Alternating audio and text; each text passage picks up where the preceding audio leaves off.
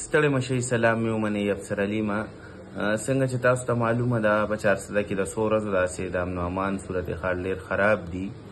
تېره ورځ که ستاسو یاد وي په موټروی باندې یوه واقعه شوې وه، په هغې کې 3 کسان لګېدلي وو. لګېدلي خو 4 وو، یو زخمي و، 3 کسان په حق رسېدلي وو.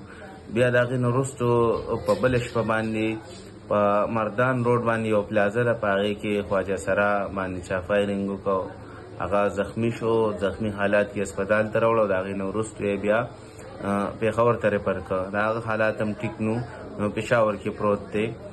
اوس 13 شپه که تاسو ته پته وي یو ماشوم دی حافظ اوکاشا، هغه باندې اغواکارو یا هر څوک چې هغې د اغوا کولو کوشش کوو هغه ترې منډه کړي دي.